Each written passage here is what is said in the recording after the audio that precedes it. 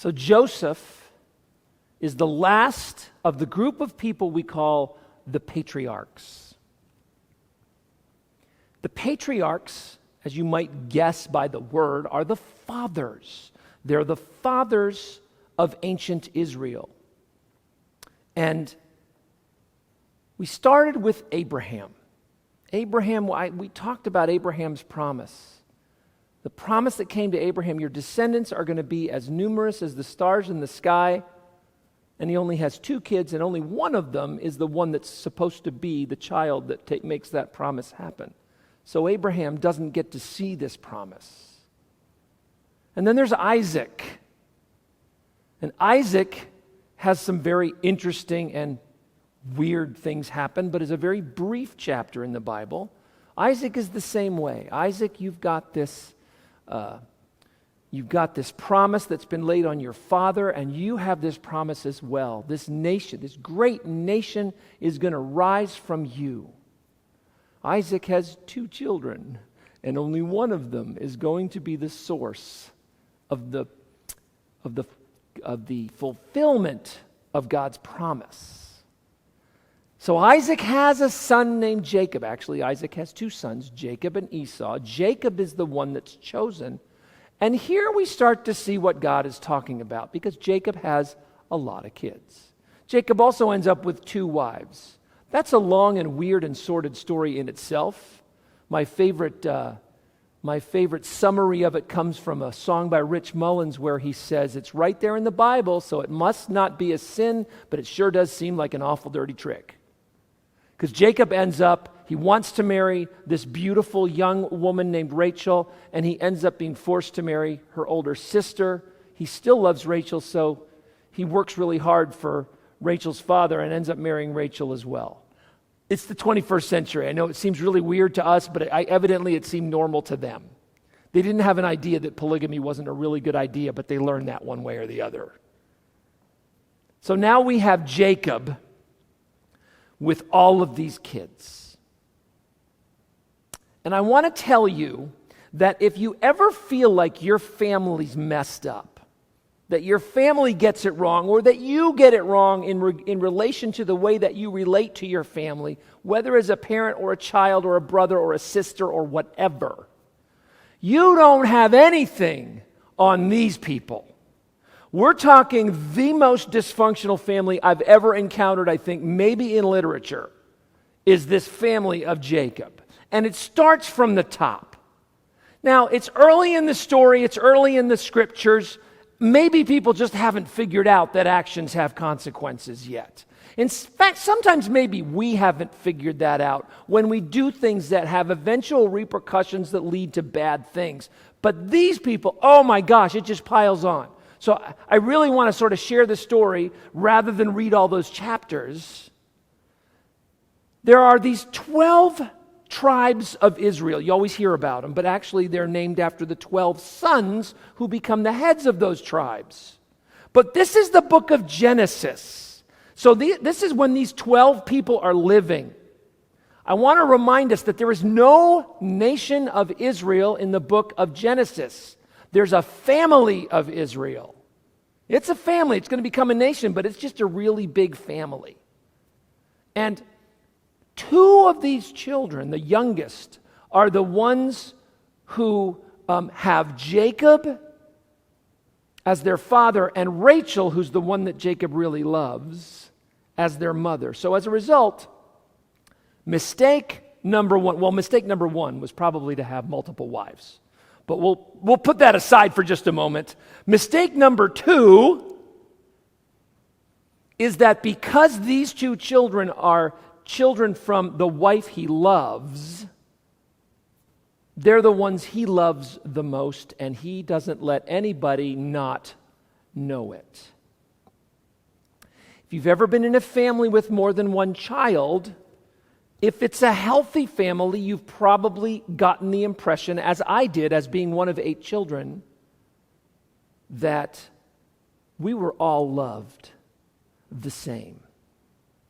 That's just always the impression I got in a healthy family. We always joke that my older brother Michael, that The joke is always that mom likes Mikey best. Now, nobody in the family actually believes it. It's just a joke. But if it was true, it might create some problems. And it's going to create some really serious problems here that are the mother of all problems, kind of things that maybe in your family you would never imagine could possibly happen. But it goes beyond. So Jacob makes this bad decision to openly love his youngest children the most. And at the point in the story where we meet Joseph, it's all about Joseph. It's like, here's all these kids. Oh, Joseph can do no wrong. He makes Joseph this wonderful garment that we think of as this many-colored coat, but that's not really what the ancient Hebrew says. All we really know is there's something special about it. It might be some sort of special embroidery or long sleeves where most of them are short sleeves, but it's just this really special garment. And when you can see it coming from a mile away, you know, here comes Joseph. Boy, his dad loves him. Which everybody thinks is probably special except for people like Reuben and Judah and all those other children of Jacob who aren't getting a coat for their birthday. So number one, there's a little bit of probably, Jacob's not paying attention, but the other kids are not so crazy about Joseph because Joseph, he gets played, he's the favorite. So next thing that happens, I guess Joseph feels emboldened, so he's a tattletale. If you were in a family and you ever had a tattletale, ooh, they're the worst. Or even in school, oh my gosh, they're the worst. Even if they're turning someone in for something that they should be turned in for, we still feel like, ooh, what are you doing? I don't even want to be near this person. So we get this idea that Joseph is some kind of tattletale. When his brothers do something wrong, Joseph makes sure to let Dad know. Dad, did you see what Reuben did? Did you see what Reuben did? But it gets better than that. Because Joseph has what it looks like at the time are something you'd call delusions of grandeur. Hey guys, I had this dream. We each had a sack of flour, and all your sacks of flour bowed down and worshiped mine. Joseph, you are so annoying. Oh, hey guys, I had another dream. You want to hear about it? So there's these stars, they all represent you, and then there's this one star that represents me, and all your stars, they bow down and worship my star. So one day these brothers are out taking care of the sheep or goats or whatever they're taking care of. They're doing the farming work, and Joseph's not. Why isn't Joseph out there? He's old enough. But Joseph's not, and the father's like, hey, go check out what's going on with your brothers. So Joseph takes a little trip, and it sounds like it's like maybe even like a day's journey away. It's a distance away that they're actually looking after these animals. And they see Joseph coming from a mile away. You know why? Because, he may be out there to quote unquote work with the brothers, but he's in his Sunday best. He's wearing that really cool coat. And they're like, oh, here comes the dreamer. Little dreamer. I think they probably used a word that they wouldn't put in the Bible. Okay? Maybe they actually called him that. So he shows up. And his brothers are like, you know what? I've had enough of this. And this is how angry they get. Let's kill him. Now, I don't know how mad you've ever gotten at a sibling, but you probably never decided you were going to kill him. You might have said that word. You might have even thought a little bit of that, but you actually didn't put that plan into action, and they begin to do just that. They throw him down a well. And one of the brothers is like, wait, whoa, this is too far. And here's another sign of how messed up this family is. There's 10 of them out here, okay? Because Benjamin's not in the scene here. So there's 10 of them, and 1 out of the 10 says, maybe it's not a good idea to murder our brother. 1 out of the 10. Talk about bad parenting. This is what they grew up thinking was okay. Jacob has a lot of the blame here. He didn't do much of a job of raising these kids. So Reuben says, you know what, we can't do that. Don't kill him. And while Reuben is trying to make sure he doesn't get killed, his other brothers, there's some distant cousins that are coming through that are the Ishmaelites. They are actually distant cousins. And they're coming through and they're like, I got a good idea. Let's sell Joseph as a slave to these guys, and then he'll be out of our hair forever. Long story short, or long story just a little shorter, I should say, they sell their brother, they take this magnificent coat, they kill an animal, they smear the blood on the coat, they bring the coat home to their dad and they say, sorry, Dad, Joseph's dead. Your favorite is dead. My goodness, these are the people that are going to lead the tribes of the nation that worships the Most High God. I'm starting to think God's a little kooky. To pick these people? Oh my gosh. So here we are. Joseph ends up a slave. He ends up getting sold to this guy in Egypt named Potiphar. But Joseph is really smart and really on the ball. He ends up becoming really important in Potiphar's household. So he may be a slave, but he's like living the high life. And he's in charge of things. And he's really good at his job. And the next thing you know, Potiphar's wife has the hots for Joseph. And Joseph is like, no, I'm not going there. But she basically entraps him. And she fools her husband into thinking that Joseph tried to do something he shouldn't. And so Joseph ends up in prison. So Joseph has this up and down thing. So now he's way down again. He ends up in prison, but he's so helpful to the warden that he ends up helping the warden run the prison. He's so good. So he's helping out there. So life's not so bad anymore. And one day these two guys who work for Pharaoh show up. There's the cupbearer and there's the baker. And they're in prison for a short time because Pharaoh evidently is a man who gets really upset, throws someone in prison, and then occasionally lets them out again. Don't get me started on that, but they're in there, and one night they each have a dream, and they're talking to each other. Oh, that was a really vivid dream I had last night. Let me tell you about it. It's got to mean something. And so what happens is Joseph overhears this, and he says, hey, guys, tell me about your dream. And his whole attitude this whole time is like, I can't interpret dreams, but sometimes God reveals stuff, so maybe God can reveal what's going on with you guys. So they both share their dreams, and they're similar dreams, but they have different imagery. And Joseph says, well, I'll tell you what, he says to the cupbearer, he says, let me tell you what's going on here. And the cupbearer is the guy who brings the wine or the drink to Pharaoh, but he tastes it first, so if it's poisoned, he's the one that dies. That's a really great job.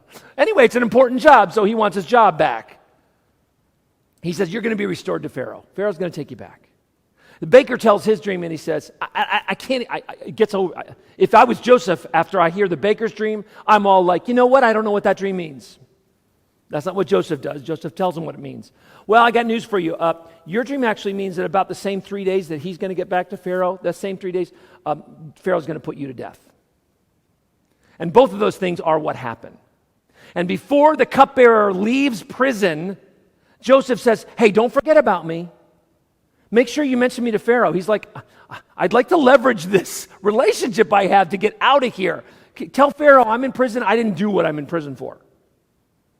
And the cupbearer doesn't even bother. He forgets or just doesn't do it. So a little while later, Pharaoh has a vivid dream. He has a couple of them. And they really disturb him. And he says, I think they mean something. Is there anybody in my whole kingdom that can tell me what these dreams mean? And the cupbearer is probably standing there about to hand him his drink. And he says, you know what? I knew a guy once. He's in prison. He says he didn't do what he was in there for. But evidently, he interpreted my dream and it happened. And he tells him the whole story. So Joseph is brought to the Pharaoh. And Pharaoh says, all right, tell me what my dream means. And Joseph says, I don't know.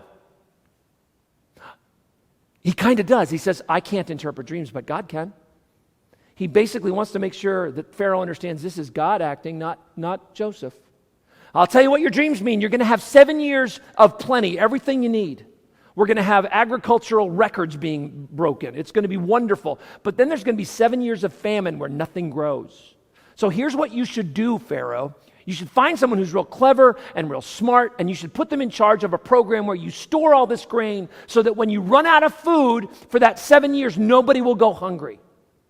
The idea is you're going to actually build up way more than what you need for those 7 years, so you can even sell it to other nations. And in the process, people are going to actually buy the grain back from you, Pharaoh, and you're going to become rich, and you're going to own all that land. You're going to become even richer than you were before.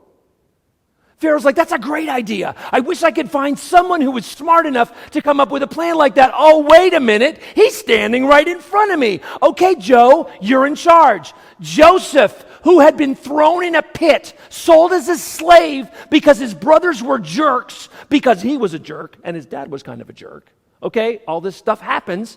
He ends up being the number 2 guy in all of Egypt, and he saves the world from starvation because of his brilliance. That'd be awesome if the story ended there. But it doesn't, because everyone's running out of food. So now, after the 7 years of plenty, during the 7 years of famine, finally Jacob, miles and miles away, Jacob turns to his sons and say, why are you guys sitting around? That's literally what the Bible says. Why are you guys sitting around? Look it up. Why are you guys sitting around? What are you doing just sitting there? Go get us some food. We got money, we have no food. Go get us some food. So they travel to Egypt because they've heard there's food in Egypt. And they end up in front of the number 2 guy in all of Egypt, and they don't even recognize him. They don't even recognize their own brother. He may look different. He may wear his hair different. He certainly looks like an Egypt, and he speaks only in the Egyptian language, and he acts like he doesn't understand his brothers. And he puts them through this series of tests. And the final test is when they come back, there's a lot more to it than that, but I want to get to the point. So the final test ends up where they have to bring their youngest brother, Benjamin, and I want you to remember that Jacob loves Joseph and Benjamin the most because they're the daughters of the wife he loved, not the wife he was forced to marry. You have to bring Benjamin back here, your youngest brother. So they bring him back, and he traps them, and makes it look like Benjamin stole something valuable from him. So they're standing there. And one of the brothers says, look, if this child is imprisoned or executed by you, it will take our father's head down to the grave. It will kill him. It will be so horrible. We can't have that. So I'm offering myself in his place. Take me and let Benjamin go home to my father. And at that point, Joseph's had enough. He's tested his brothers. Now has the idea that if they had the choice today, they wouldn't make the same one. He tells everybody to leave except him and his brothers, and he says, in their language for the first time, I'm your brother Joseph. They can't even believe it. I mean, can you believe this? And oh, great. So now, here we are, literally at the mercy, in every sense of that phrase, of the one who we decided we were going to kill, threw down a well, sold into slavery, and here he is deciding our fate. And he says, I am going to take care of you. You meant to do horrible things to me, and God used it for good. God meant good. God put me in this place so that when this happened, you would come to me, and the nation of Israel, which is just the family of Israel right now, would be saved. God took this horrible thing you did and turned it into something amazing. This story is like the most detailed story of family, probably in the whole Bible. It goes on for chapters and chapters, like the last 12 or 15 chapters of Genesis are all this stuff to teach us this. These horrible decisions get made, and it ends up working out for good. And it's really simple. It's just a simple lesson here. God is not in the retribution business at all. God is not in the business of making sure that the people who do something bad to us are punished at all. God is in the business of restoration, of redemption, of taking something terrible that happens and turning it into something amazing. It's really easy for God to behave the way we would if we were left to our own devices. It's probably harder work and probably more joyous to God to say, I am going to take these horrible people who make horrible decisions and I'm going to make something beautiful from them. Right in the middle of the story of Joseph is something that every time I read through Genesis, it strikes me. Right in the middle of the story of Joseph, we stop for a whole chapter and we talk about Judah. You can find this if you look it's the late 30s, early 40s. It's just the last part of Genesis. We suddenly stop the story and we talk about Judah, and we talk about all of Judah's bad decisions, bad parenting, raises 2 kids that end up being bad kids, ends up having some sexual exploits that are pretty interesting. And in fact, I don't recommend the reading for children. I don't understand why we give children Bibles sometimes, because this chapter is one of those things where, what? I don't want my kid reading this, not until they're at least 24. And I want you to remember something about Judah. Judah's the one that the author of Genesis singles out as being really horrible, making these terrible decisions and doing these things that it's like, Judah, what are you doing? Judah ends up being the one child of Israel from whom comes the Savior of all humanity. Isn't that interesting? You would think that God would say, well, if I'm going to have Jesus be born human, Jesus is going to come from the tribe from Joseph, because Joseph is the one who makes all these good decisions. Nope. Maybe it's God's way of saying, I don't care what you did. I don't care about the choice you made. I don't care that you hurt this person. I mean, I care that you hurt this person. I care for that person. But I don't care in terms of it making you someone I can never use again. God looks at us when we make the bad decisions and the bad choices in life and we hurt people. And God looks at us and says, I can redeem that. I can work with that. That's my child too. The one who makes the bad decisions, and I can make something amazing come from that. And that to me is always the big story of Joseph. Jacob is so messed up. He's such a bad dad. And yet the nation of Israel and eventually the salvation of all humanity comes from Jacob. Jacob's 10 sons, all of them really, I don't know much about Benjamin. They don't tell you much about things he does. But Joseph's not so great. He's a tattletale. He's kind of a jerk. I mean, God takes these people that you don't even want to like and says, this is how I do the work of redeeming the world. This is how I do the work of salvation. This is how I do the work of restoration. I work with just messed up people, and that's my speciality. It is amazing, and I want us to remember that. Because when we look on our lives and we look at the bad things we've done, the bad choices we made, the things we wish we'd done different, the relationships we wish we hadn't broken the way that we broke them, God looks at that and says, wow, I can still work with this person. I can still make something beautiful happen. As the song says, and I was going to sing this song for you, and then I remembered that the video of this song is so powerful. So I decided to show that to you instead. As the song says, you make beautiful things out of the dust. You make beautiful things out of us. Amen.